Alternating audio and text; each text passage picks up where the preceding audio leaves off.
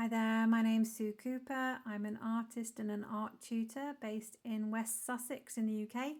Today I'm going to show you how I painted these translucent oranges. I started off with a very diluted lemony yellow mix just to outline some of the subjects with a small brush.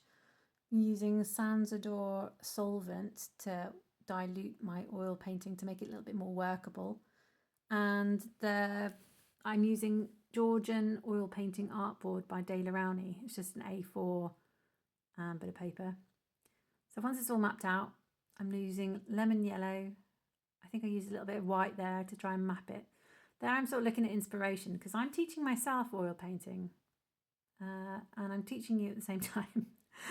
So I want to do something a lot more impressionistic than I have done in my previous 4 or 5 pictures. So I was trying to include a lot of brush strokes with this. So not really a lot of blending.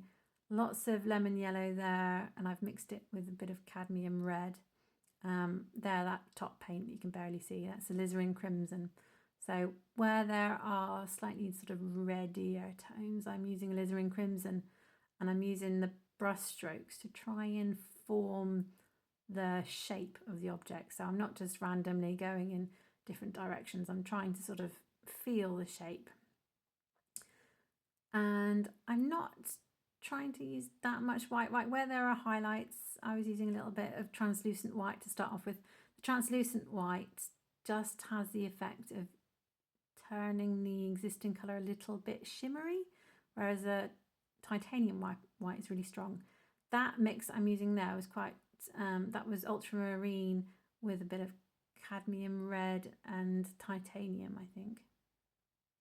So to get that translucent effect, it's not looking translucent at the moment, is it? And that's because it's against a white background. And if you paint something that you're hoping is going to look translucent, but it's not against something that's dark, it's not going to look translucent. So I've started building up the colour just in the darks, just to really try and bring out the translucency. It's still not looking very translucent at the moment, but I think you'll find as we go through, that will build out more, the more that we add our colours. So when I was painting this, I have to keep reminding myself, it's not over till the fat lady sings. So you have to put all of the colours in. You can't give up. Now with these greens, I used a range. I used lemon yellow with cerulean blue. I used some sap green that just came out. I was basically amending all of the colours I had on my palette. So I didn't tend to use green straight off the bat. I would get a bit of sap green and mix it with something, or a bit of viridian green and mix it with something. But just test these out, see how they go. I'm testing them out on the paper itself rather than on a separate bit of paper, but that's how I operate. There's a lot of painters that have a separate bit of paper that's next to them where they can test out the colours. So I was trying to get something really nice and contrasty here. So I really love purples and things for painting with, when it's against something yellowy or orange. It's verging on a complementary colour. Complementary colour for purple is yellow. So it's going to be sort of in that tonal range that I wanted the background to be, to really make the oranges pop. And I was trying to blend them in from the darks, so the purples on that side, on the left side, to the blues on the other side.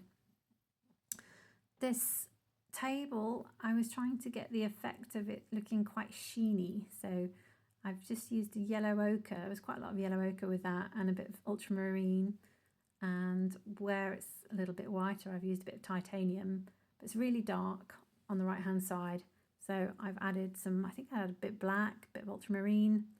I'm using the technique of just wiping it off to sort of blend it in a little bit with a cloth. And I was doing that everywhere actually, because I just wanted that effect of it being a bit dobby, a bit more impressionistic and not finished. Adding some little highlights and things on some of the leaves. And what I started doing here is blending the edges. And so the brush that you see there is a sable brush, and it's quite floppy. And if you just mush up the edges a little bit, lightly, sort of feather touching it, it does this amazing like soft focus effect that I thought was really impressive. I'm a watercolorist by nature and by practice, so it was quite surprising that you could get that kind of effect. And I didn't even think you could use sable brushes for oils until about last week anyway. So again, to build out that, to really make the orange there pop, I'm trying to make the darks around it dark so that it brings that forward. So you can't have light without dark. Now it looks a bit odd there with that that stripe across that leaf, but I think when you finish, you see it all done, it doesn't look odd. And I think once you build up all of the layers and the darks and the lights, it doesn't have that kind of an impact. I was just trying to build out some of the oranges still, just blending in some of the colours and trying to emphasise some of the segments.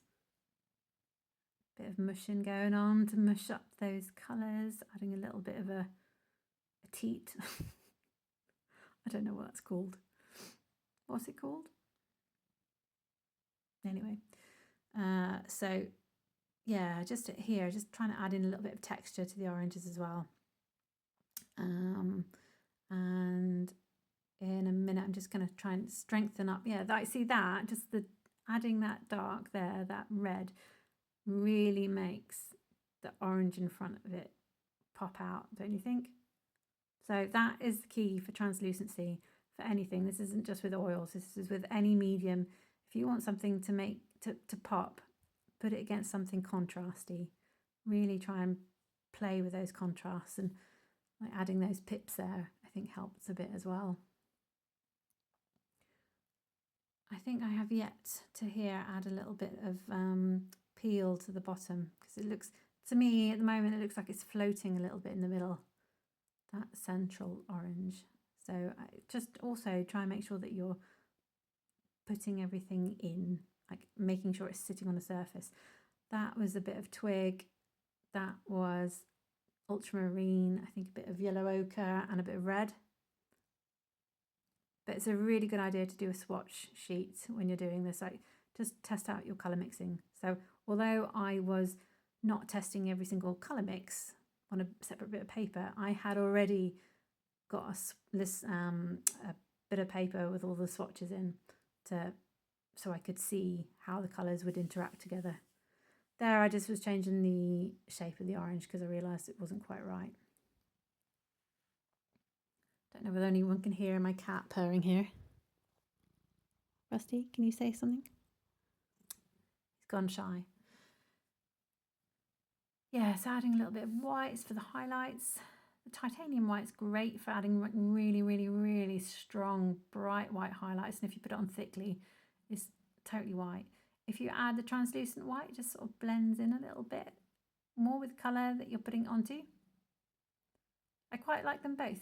Just doing a little bit more mushing there for the soft focus. But that's it. There's not really much else to it. If you're interested in painting this yourself, there'll be the reference image on my Patreon.